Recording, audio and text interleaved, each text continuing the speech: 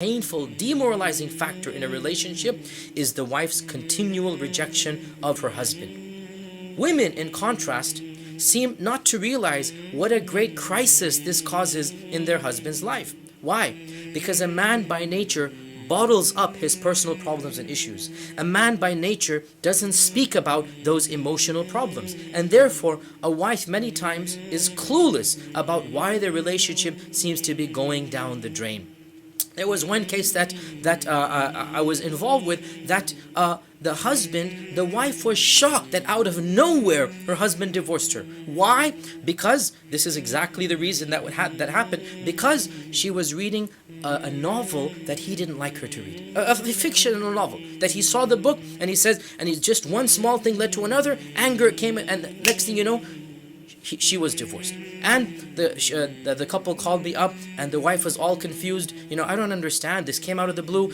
And then when I spoke to the husband privately, the first question, point blank, I asked him, how is your sexual relationship with your wife? And the husband just froze, because he was not expecting this question. The husband just froze, began to fluster, and then he almost broke down in tears, and he confided with me that it was the source of the greatest tension, that it was because of that sexual frustration and tension that he was finding things to get irritated about. 90% of the time, when the husband is constantly picking on the wife, it's because of a sexual frustration. And I have been told by dozens of husbands that if there's a good connection in sex, every other fault of the wife is ignored. Bad food, late laundry, dirty house, everything is ignored. Conversely, if the sex is not good, then every fault of the wife becomes 10 or 100 times bigger than it actually is. In fact, faults will be invented when they don't actually exist. Therefore, sisters, realize that men's need for sex isn't just a biological need, it's a psychological need. And never in any circumstance, and this we believe as Muslims, but wallahi, even if you're not a Muslim, this is what modern psychologists are saying, that women should never refuse the advances of their husband, because saying no to your husband is to tell him point blank, you're not a man for me. You're not worthy of being a man for me. And if he can't be a man for you, how can he be a man for the rest of the world? We'll take our next break here and then come back and finish up what are the main points that a woman needs to know about a man. Assalamu alaikum wa rahmatullah. Welcome back. We're talking about the main points that every single woman needs to realize about men. The next point is very awkward. It's very embarrassing. Frankly, it's very demoralizing for many sisters, but it needs to be said as bluntly as possible. Throughout this course, I've been very frank with you, and the reason for this is that I firmly believe that knowledge empowers, that knowing the other gender, understanding basic male and female psychology will make a marriage situation better.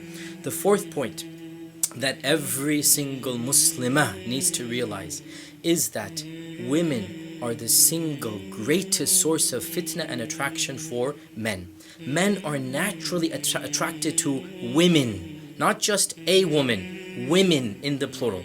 And even pious Muslim men, even happily married husbands, even people who love and adore their wives to death will find hundreds and millions and billions of women attractive.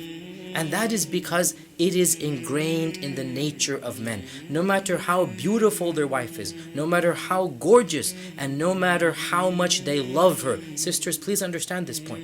Your husband can love you with his whole body and soul. But visually, one part of his brain, not his heart, one part of his brain will find millions and billions of women attractive. Women just don't understand how visual men are and how that affects their sense of appreciation. If a woman walks into a room, she might notice how expensive another lady's purse is, or how beautiful a lady's dress is, but she will hardly notice how tight that dress is on her body, or how that dress accentuates her curves, or how much skin is being flashed. However, when a man walks into any room, I can assure you that the first thing that he notices are all of these points. How tight the dress is, the shapes of her limbs, how much skin is being shown. And as long as he is in that room, even if he's the most righteous Muslim on earth, he will be battling the urge to stare. It's ingrained in every single person. In fact, it doesn't matter if the man is married or single. It doesn't matter if he's young or old. All men get a sense of thrill and a sense of happiness looking at a beautiful woman's body, and that is why our Sharia commands us to lower our gaze. Now, what this translates into is that a man automatically, inherently detects the presence of beautiful women. He's subconsciously aware of their presence even if he doesn't show it. If they go into a restaurant, if they walk in the lobby of a hotel, wherever they are, if somebody's dressed inappropriately, his head automatically, his eyes, no matter where they are, automatically will register that. Even if he's holding on to his wife's hand, one side of his brain is instantly registering all of these visuals that were coming in. As if that weren't bad enough, for every man, these images are constantly popping into his head throughout the day, throughout the night, and yes, even nights. Men dream about women. Typically, a young teenager finds his mind is inevitably wandering over to the topic of women every second, third minute. Every single young man finds it difficult to concentrate for any period of time without thinking of women. Now, why am I telling all of this? And I can assure you, sisters, I know your first reaction. I've taught this class too many times. You will say, I don't believe you, Sheikh. I just don't believe you. Whereas every single brother will be like, well, isn't that obvious? Didn't you know that? And I understand, sisters, it's very awkward for you to hear this type of information. Now, the first reaction of sisters is, if it's so bad, why don't you lower your gaze? Well, frankly, these days, even if you lower the gaze in the Western world, you'll see stuff you shouldn't see. But that's besides the point.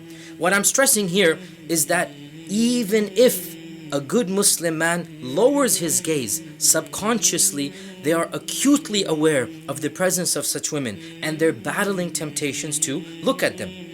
And it is true to state that it's impossible, even for the most righteous man, to guard his gaze 100% of the time. I am reminded of prophetic hadith and a statement of Ibn Abbas. In a prophetic hadith narrated by Sunan Abu Dawood, our Prophet ﷺ, it is said that he was sitting outside and a lady passed by in the distance.